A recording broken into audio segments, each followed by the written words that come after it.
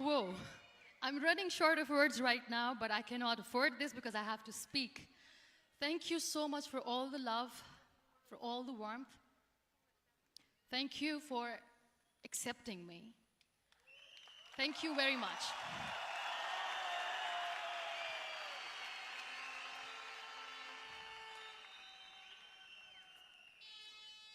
Well, I always start my talk with a disclaimer. And that disclaimer is that I've never claimed to be a motivational speaker. Yes, I do speak, but I feel more like a storyteller because wherever I go, I share a story with everyone. Well, it is a story of a woman whose perfectly imperfect life made her who and what she is today. It's the story of a woman who, in pursuit of her dreams and aspirations, made other people realize that if you think that your life is hard and you're giving up on that because you think your life is unfair, think again. Because when you think that way, you are being unfair to your own self. It's the story of a woman who made people realize that sometimes problems are not too big. We are too small because we cannot handle them.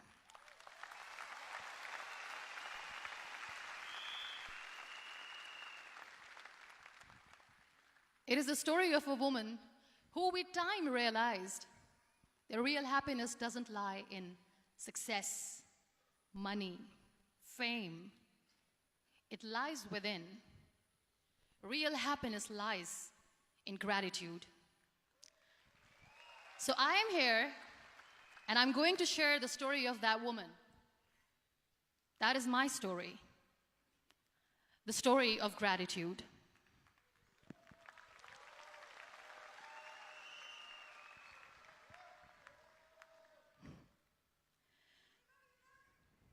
I love you too. I love you all.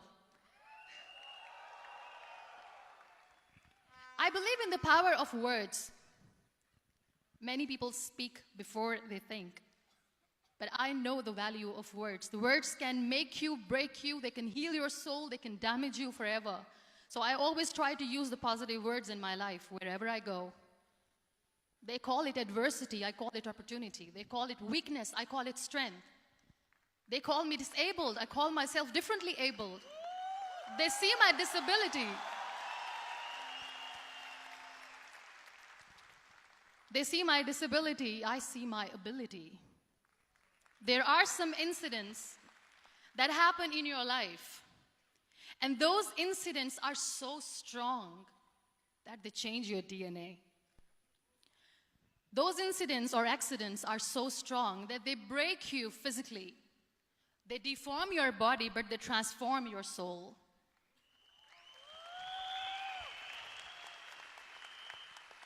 Those incidents break you, deform you, but they mold you into the best version of you. And the same thing happened to me. And I'm going to share what exactly happened to me. I was 18 years old when I got married. And this thing I'm sharing for the very first time on an international level. I was 18 years old when I got married. I belonged to a very conservative family, a Baloch family, where good daughters never say no to their parents. My father wanted me to get married.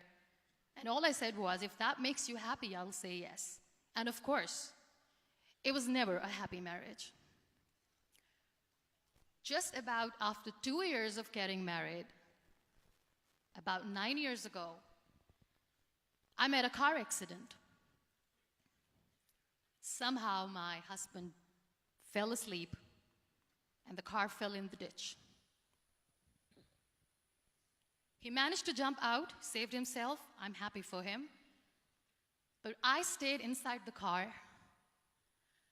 and I sustained a lot of injuries. The list is a bit long. Don't get scared. I'm perfectly fine now. Radius ulna of my right arm were fractured. The wrist was fractured. Shoulder bone and collarbone were fractured. My whole rib cage got fractured. And because of the rib cage injury, lungs and liver were badly injured. I couldn't breathe. I lost urinary bowel control. That's why I have to wear the bag wherever I go. But that injury that changed me and my life completely as a person and my perception towards living my life was the spine injury. 3 vertebrae of my backbone were completely crushed, and I got paralyzed for the rest of my life. So this accident took place in a far-flung area in the outskirts of a very small province, Balochistan, where there was no first aid, no hospital, no ambulance. I was in the middle of nowhere in that toppled car. Many people came to rescue. They gave me CPR. They dragged me out of the car. And while they were dragging me out, I got the complete transection of my spinal cord. And now there was this debate going on. Should we keep it here? She's going to die. Where should we go? There is no ambulance. There was this 4-wheeler Jeep standing in the corner of the street. They said, put her in the back of the Jeep and take her to the hospital, which is 3 hours away from this place. And I still remember that bumpy ride. I was all broken. They threw me at the back of the Jeep and they rushed me to the hospital.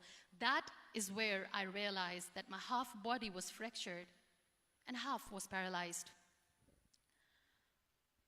I finally ended up in a hospital where I stayed for 2.5 months. I underwent multiple surgeries. Doctors have put a lot of titanium in my arm. There's a lot of titanium at my back to fix my back. That's why people in Pakistan call me the Iron Lady of Pakistan.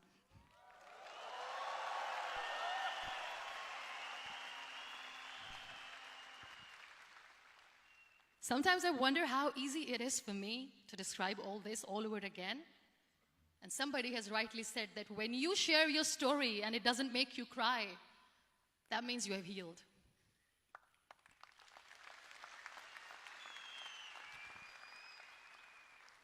Those 2.5 months in the hospital were dreadful. I will not make up stories just to inspire you. I was at the verge of despair.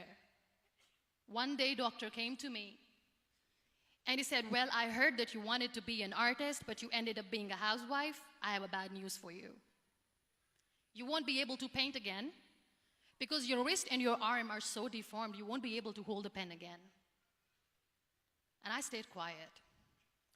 Next day, doctor came to me and said, your spine injury is so bad, you won't be able to walk again. I took a deep breath and I said, it's all right. The next day, doctor came to me and said, because of your spine injury and the fixation that you have in your back, you won't be able to give birth to a child again. That day, I was devastated. I still remember, I asked my mother, why me? And that is where I started to question my existence. Why am I even alive? What's the point of living? I cannot walk, I cannot paint, fine. I cannot be a mother. And we have this thing in our heads, being women, that we are incomplete without having children. I am going to be an incomplete woman for the rest of my life. What's the point? People are scared. They think I will get divorced. What is going to happen to me? Why me? Why am I alive? We all try to chase this tunnel. We all do this because we see light in the end of the tunnel, which keeps us going. My dear friends, in my situation, there was a tunnel that I had to roll on, but there was no light. And that is where I realized that the words have the power to heal the soul. My mother said to me, this too shall pass. God has a greater plan for you. I don't know what it is, but He surely has.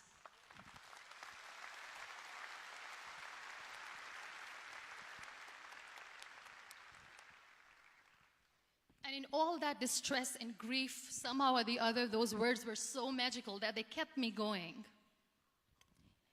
I was trying to put that smile on my face all the time, was hiding. It was so hard to hide the pain, which was there. But all I knew was that if I will give up, my mother and my brothers will give up too. I cannot see them crying with me. So what kept me going was, one day I asked my brothers, I know I have a deformed hand, but I'm tired of looking at these white walls in the hospital and wearing these white scrubs. I'm getting tired of this. I want to add more colors to my life. I want to do something. Bring me some colors. Bring me some small canvas. I want to paint. So the very first painting I made was on my deathbed, where I painted for the very first time. It was not just an art piece or just my passion. It was my therapy. What an amazing therapy it was. Without uttering a single word, I could paint my heart out. I could share my story. People used to come and say, what lovely painting, so much color. Nobody could see the grief in it. Only I could. So that's how I spent 2.5 months in my hospital, crying, never complaining or whining, but painting. And then I was discharged, and I went back home. And I went back home, and I realized that I have developed a lot of pressure ulcers on my back and on my hip bone. I was unable to sit. There were a lot of infections in my body, a lot of allergies. So doctors wanted me to lie down on the bed straight for not 6 months, for not 1 year, for 2 years. I was bedridden, confined in that one room, looking outside the window, listening to the birds chirping, and thinking maybe there will be a time when we'll be going out with the family and enjoying the nature. That was the time where I realized how lucky people are, but they don't realize. That is the time where I realized that the day I'm going to sit, I'm going to share this pain with everyone to make them realize how blessed they are, and they don't even consider them lucky. There are always turning points in your life. There was a rebirth day that I celebrated.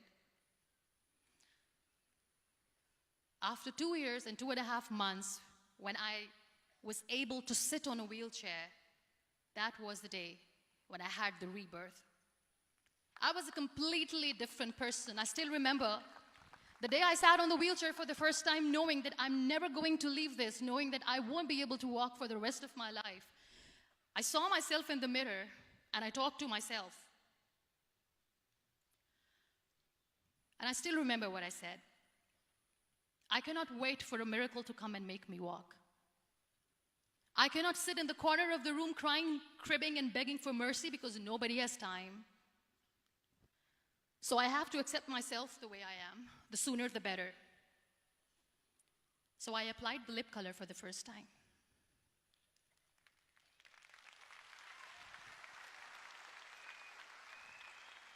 And I erased it. And I cried. And I said, what am I doing? A person on a wheelchair should not do this. What will people say? Clean it up. Put it again. This time I put it for myself. Because I wanted to feel perfect from within.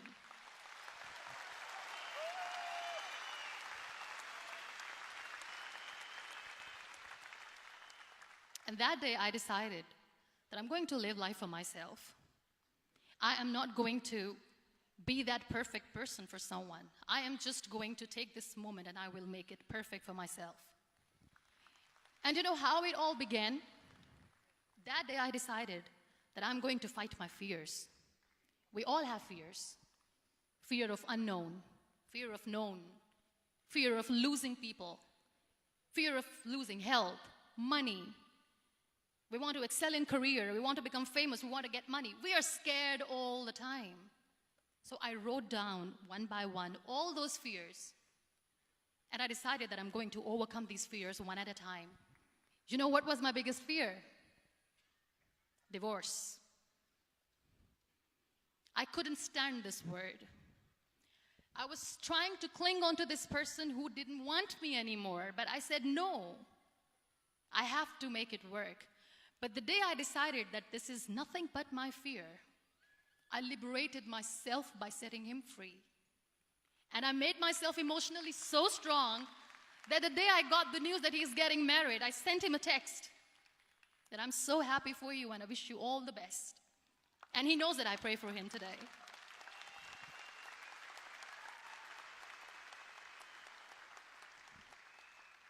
My biggest fear, number 2, was I won't be able to be a mother again. And that was quite devastating for me. But then I realized there are so many children in the world, all they want is acceptance. So there is no point of crying, just go and adopt one. And that's what I did.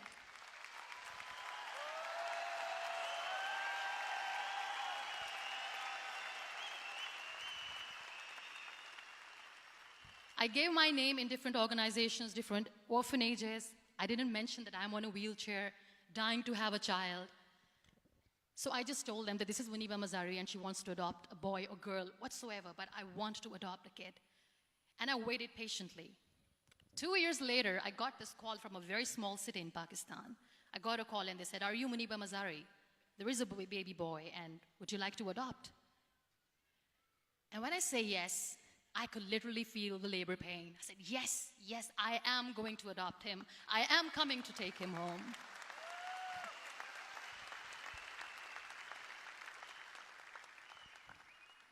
And when I reached there, the man was sitting and he was looking at me from head to toe.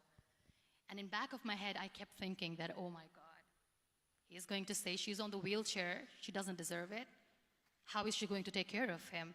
And I looked at him and I said, do not judge me because I'm on the wheelchair. But you know what he said? He said, I know you will be the best mother of this child. You both are lucky to have each other.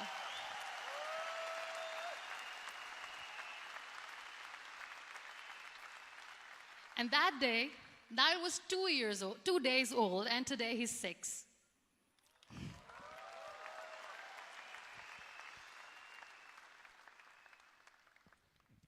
You'll be surprised to know another bigger fear that I had in me. It was facing people. I used to hide myself from people. When I was on bed for 2 years, I used to keep the door closed. I used to pretend that I'm not going to meet anyone, tell them that I'm sleeping. You know why? Because I couldn't stand that sympathy that they had for me. They used to treat me like a patient. When I used to smile, they used to look at me and say that, "You're smiling, are you okay?" I was tired of this question being asked, "Are you sick?" Well, a lady yesterday at the airport asked me, "Are you sick?" And I said, well, besides the spinal cord injury, I'm fine, I guess.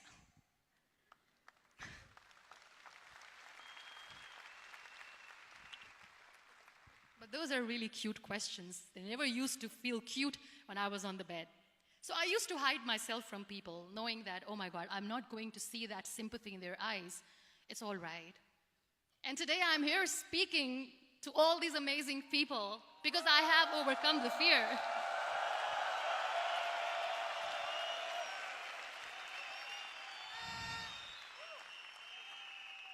You know, when you end up being on the wheelchair, what's the most painful thing?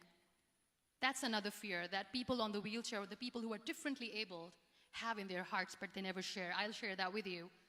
The lack of acceptance. People think that they will not be accepted by the people because we, in the world of perfect people, are imperfects. So I decided that instead of starting an NGO for disability awareness, which I know will not help anyone, I started to appear more in public. I started to paint. I always wanted to. I have done a lot of exhibitions. I'm Pakistan's first wheelchair-bound artist. I have done a lot of modeling campaigns, different campaigns for brands like Tony and Guy.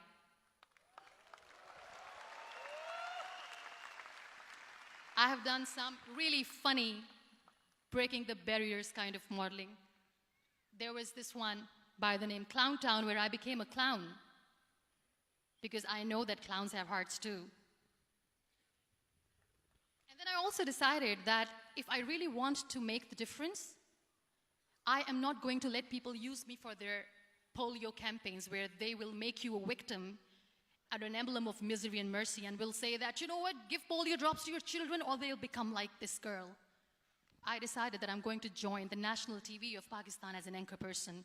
And I've been doing a lot of shows for the last 3 years.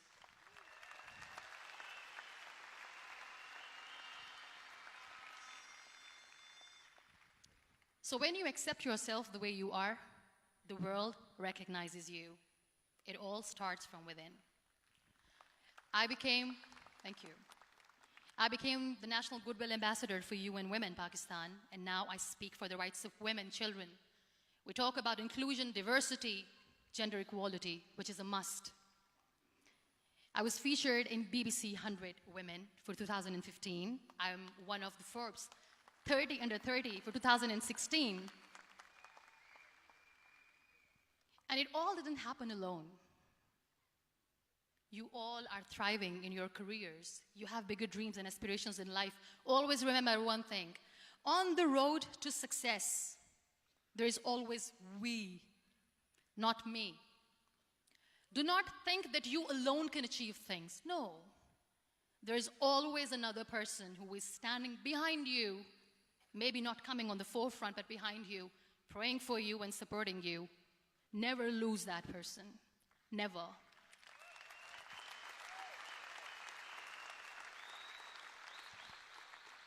No matter how much I say that I couldn't find a hero, so I became one, I still want to recognize those 3 people in my life who literally changed my life completely, and I get inspiration from them every single day. Waleed Khan. Many people know about the terrorist attacks in Pakistan. We have lost many people. And I'm sharing this with a very heavy heart because we actually have lost a lot of people in this huge turmoil of terrorism. These people are barbarians. They do not see people. They're even worse than animals. They have killed people in mosques. They have killed people in churches, temples, even in schools. There was this terrorist attack in Army Public School, Peshawar, where these terrorists entered in an examination hall and they killed our children. And in that attack, that day, this beautiful boy, Waleed Khan, who was my hero, my real life hero, was the proctor who was taking care of the students, was keeping an eye on the students. Those barbarians shot him 3 times in the face, 5 times on his body, and he fell down. I was asked to give a talk in the school after a week of that terrorist attack. With a very heavy heart, I went there and I spoke. We sang a few national songs. I thought that maybe I've done my part, but deep inside, it was killing me. I could see children injured. I could see children sitting on the wheelchairs looking at me wondering,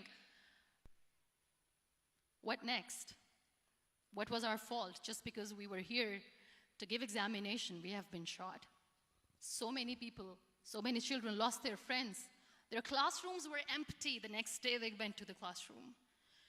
So this kid, Waleed Khan, I was asked that he is in a hospital right now, and you have to go and see him and motivate him and tell him that it's going to be okay. And when I saw Waleed Khan coming on the wheelchair for the first time in front of me, face was all deformed. His leg was fractured, his arm was fractured. He couldn't talk, he lost his teeth. He cannot sneeze, he cannot smell. He cannot eat. And I kept thinking, what should I say? That everything is going to be all right? No, nothing is all right. And while I was juggling with the words, what to say, what not to say, this beautiful child, Waleed Khan, came to me and he said, "Are you Muniba Mazari?" I said, "Yes." He said, "Baji, let's take a selfie."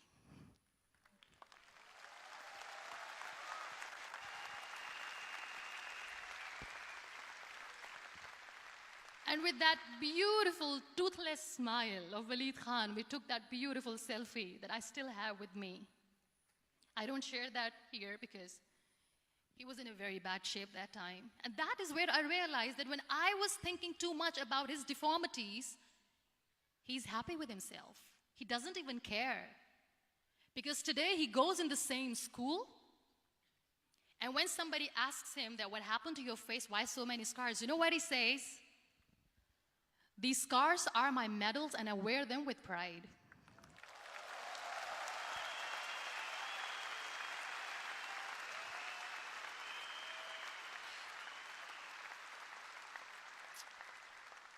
And how beautifully he says the terrorists wanted me not to study. I am going to study. I will become a doctor one day. And this is my way of taking revenge from those terrorists.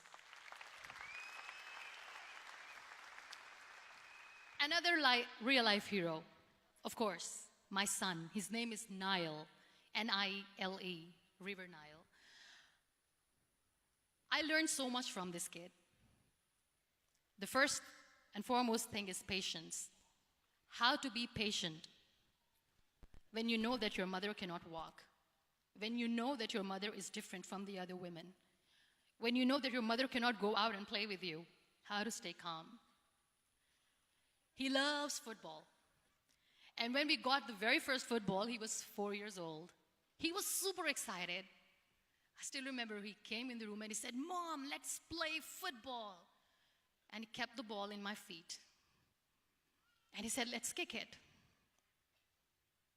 And that day I felt disabled. I said, "I cannot kick the ball." And I was down with the same face. He looked at me and he said, "Well, that's all right. Your legs are not working, but your hands do. Let's play catch the ball."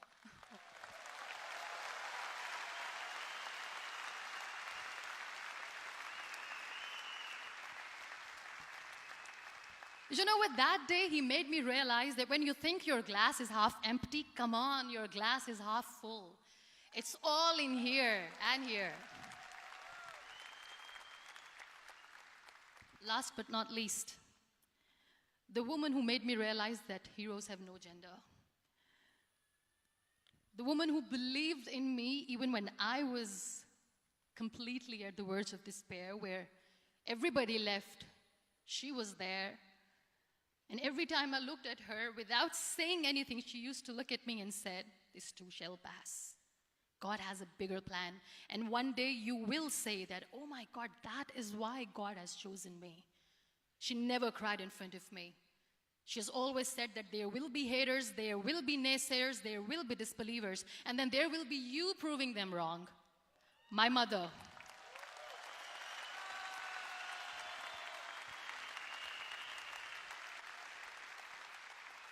Whatever I am today, I'm nothing without her.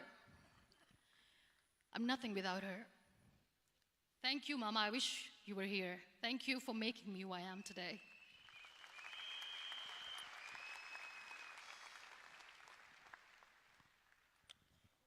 You know what? We human beings have a problem. Out of many problems, there is one more, and this is self-created one.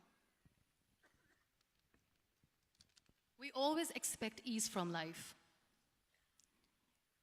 We have this amazing fantasy about life. This is how things should work. This is my plan. It should go as per my plan. If that doesn't happen, we give up. So my dear friends, let me tell you one thing. I never wanted to be on the wheelchair.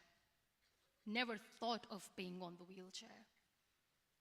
I was always aspiring to do bigger things, but had no idea that for that I have to pay the price to be where I am today.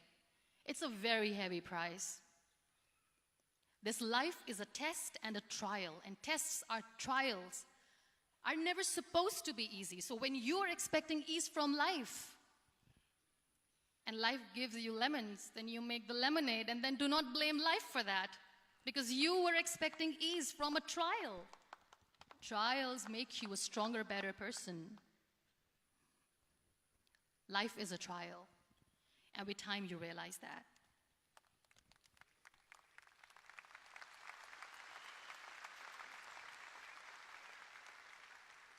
It is okay to be scared. It is okay to cry. Everything is okay, but giving up should not be an option. They always say that failure is not an option. Failure should be an option, because when you fail, you get up, and then you fail, and then you get up, and that keeps you going. That's how humans are strong.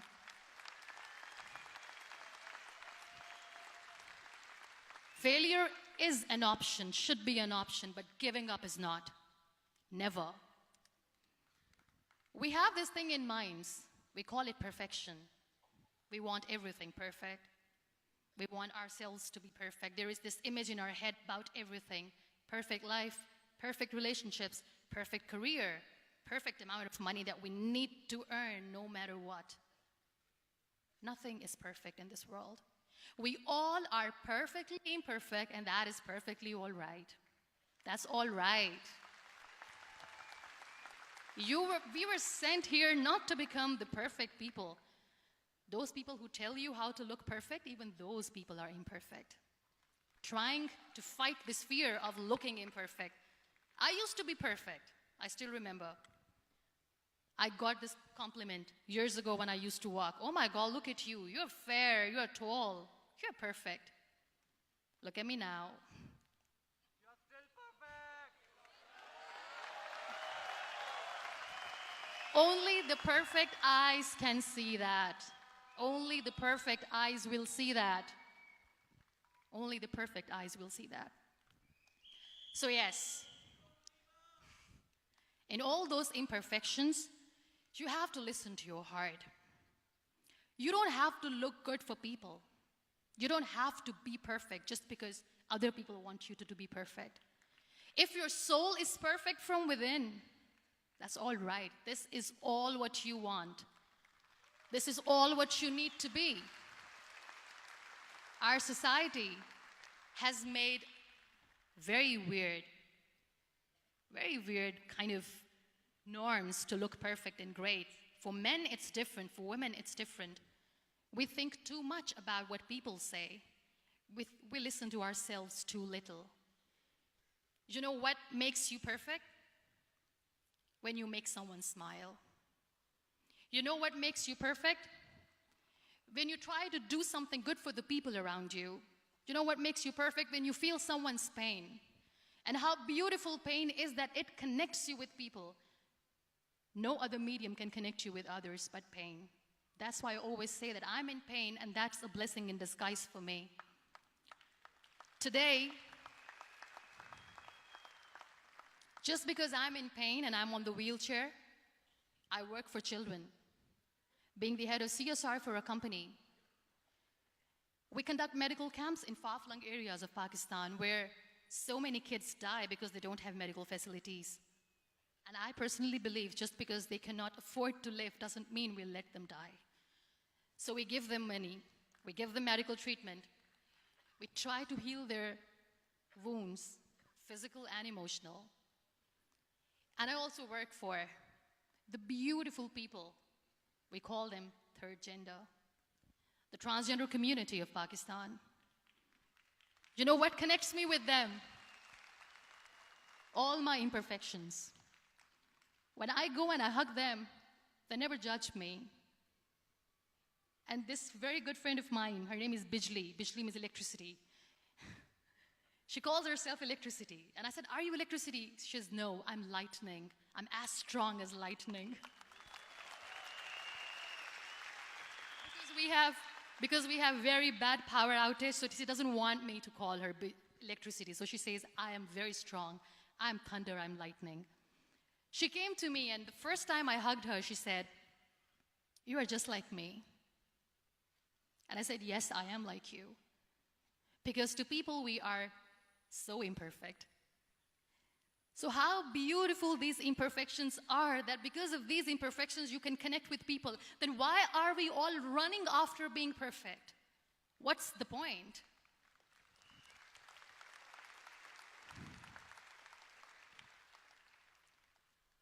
Every time I go in public, I always smile.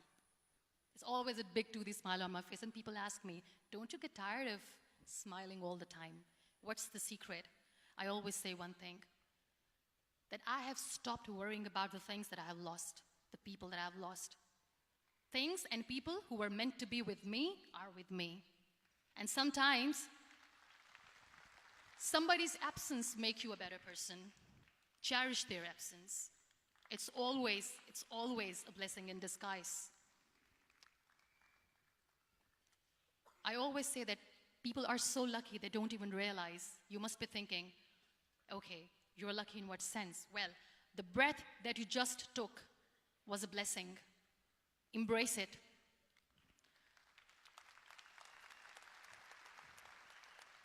There are so many people in the world who are dreaming to live a life that you are living right now. You have no idea. Embrace each and every breath that you are taking. Celebrate your life. Live it. Don't die before your death. We all die.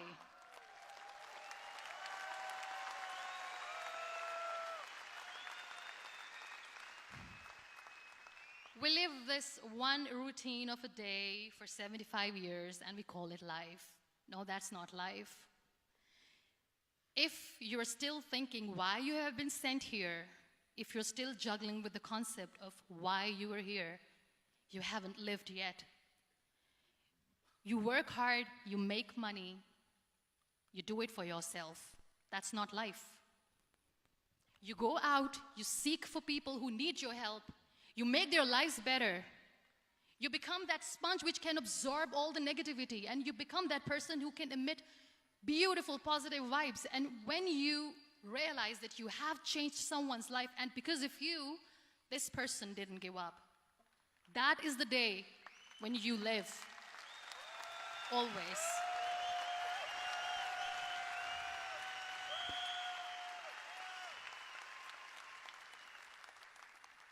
We were talking about gratitude, why I smile all the time. I cry all night when nobody sees me, because I'm a human and I have to keep the balance.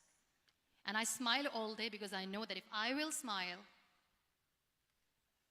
I can make people smile. That keeps me going.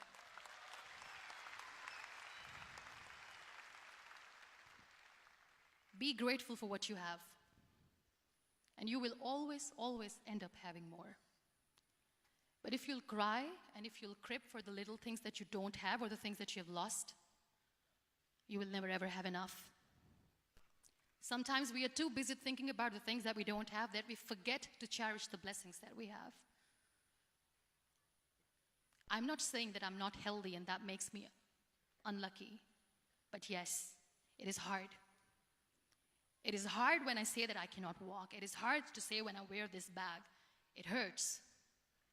But I have to keep going, because never giving up is the way to live, always.